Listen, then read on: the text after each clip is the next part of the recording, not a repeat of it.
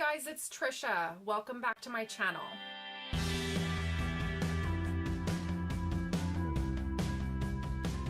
Today I am going to be doing the It's Finally Fall book tag. Better late than never. So this tag was created by Alina over at Tall Tales, but I found it through Gabby from Gabs About Books. I will link both of their videos down below so you can check them out. Question number 1. In fall, the air is crisp and clear. Name a book with a vivid setting. So for this question, I picked The Diviners by Libba Bray. It takes place in the 1920s, and Evie moves to New York. She moves to New York to escape something that happened to her in her small town.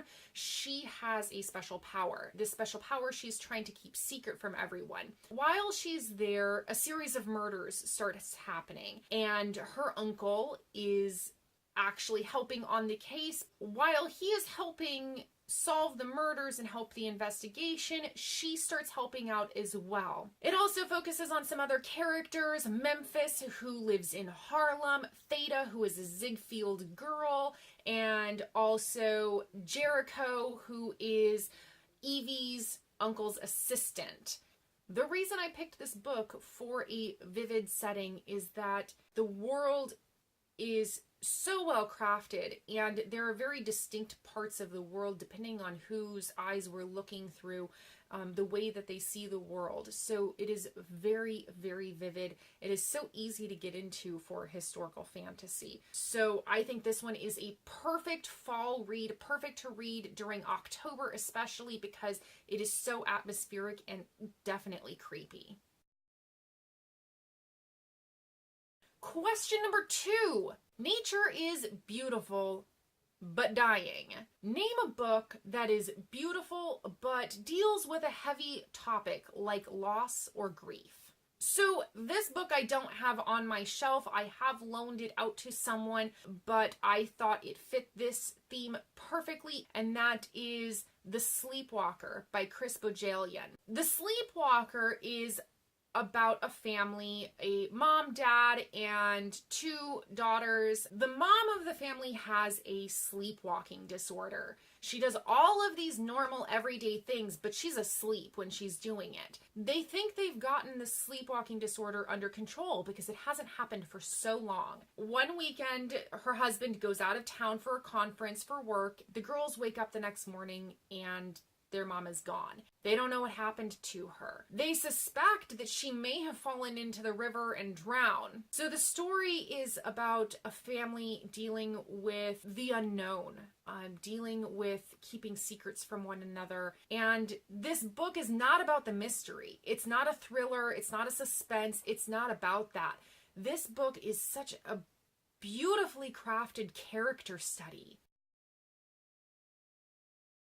Question number 3. Fall is back to school season. Name a nonfiction book that has taught you something new. I picked up and am really enjoying The Science of Star Wars. I picked this up because I really enjoy the Star Wars universe and I wanted to learn something new. One of my goals this year was to read 2 books of a science theme. So this was one of my books. I have found it really fascinating to learn about different concepts of science through this lens.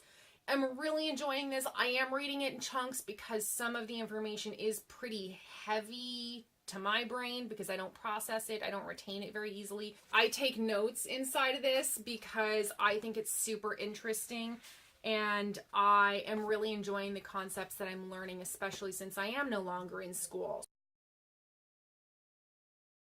Question number 4. In order to keep warm, it's good to spend some time with the people we love. Name a fictional family, household, or friend group that you would like to be a part of. Okay, so this is one that I also do not have a physical copy of. I did this one through audiobook. I would like to be a part of or hang out with the Wolf Pack from Red Rising by Pierce Brown. It is about humanity in the future. They have reached out and expanded into the universe. They now inhabit space, whatever color you are in the world is where you fall in the hierarchy. So the reds are actually the lowest of the caste system. The main character is a red, and he, for his entire life, is living and working under the surface of Mars with his family and his community. They think that they are helping with the terraforming of the planet. Then, through a series of events, he finds out that they have actually been enslaved for 700 years, and they had no idea. It's a dystopian.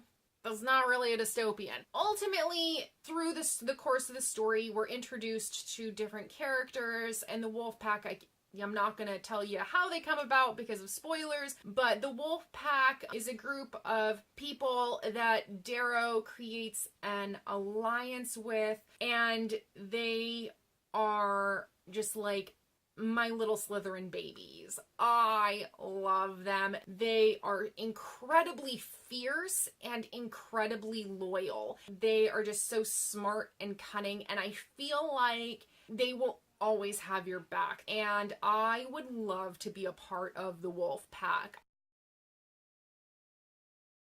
Question number 5 is, the colorful leaves are piling up on the ground. Show us a pile of fall-colored spines. Woo, buddy.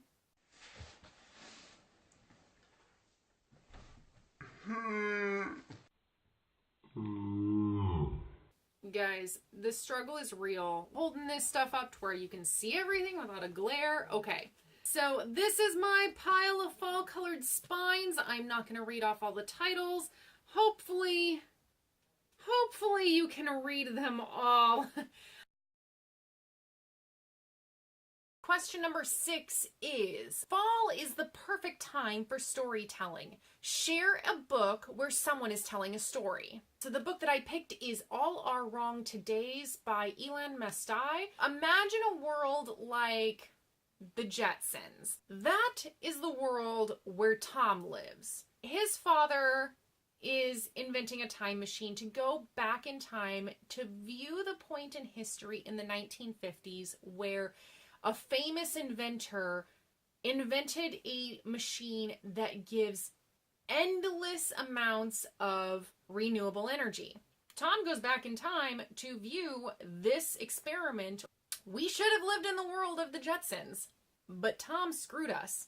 So I really enjoyed this book because it was written as if Tom were telling us his story in a memoir form, as if he were talking about how he learned all of these things, how he screwed up the world and realized what he had done, and how he changed because of it, and he saw the world change. It didn't get a lot of the attention that I thought that it deserved for how smart it was. And it was for sci-fi, for people who don't like sci-fi. This one was so well done. Number 7, the nights are getting darker. Share a dark, creepy read.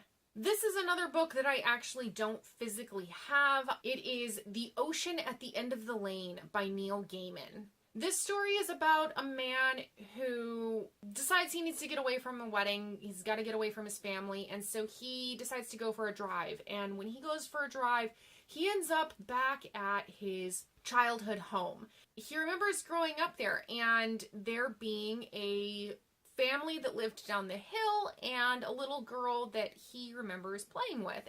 When he goes back to visit, all of these memories start coming back to him. He starts remembering things about some times when he had, played with this little girl, and it reads like a dream, but with like points of creepiness that feel almost like a nightmare. So this one is really dark, very creepy. Question number 8. The days are getting colder. Name a short, heartwarming read that could warm up somebody's cold and rainy day. So for this one I picked Because of Mr. Terupt by Bob Buyea. I don't know. I picked this one. It is a middle grade book. It is about a group of kids starting, I think it is the 4th grade, maybe 5th grade. I can't remember right off the top of my head. And they are starting school with a brand new teacher for the new school year. And the story is about how the children learn something over the course of the year because of their teacher. Each student learns something from their teacher, Mr. Terupt, and in the end, Mr. Terupt himself learns something from the kids. And so it's a very heartwarming story. It is very short, being a middle grade one. It was a quick, easy read and very sweet.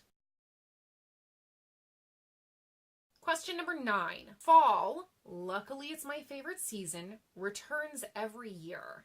Name an old favorite that you would like to return to soon. So one of my favorite novels when I was a teenager was Tithe by Holly Black. This is about Kay, who is a teenager. She's on the road with her mother's band. Her mother travels across the country. It takes place, I think, in the 90s at some point. Kay ends up leaving the road with her mother, and they end up going back to the town where she grew up, living with their grandmother. When Kay was growing up in this town, she had some imaginary friends. They were fairies, and when she goes back as a teenager, she realizes that these fairies were not imaginary friends, that they were actually real. There is a world of fairies that she suspected, but really finds out is real when she goes back.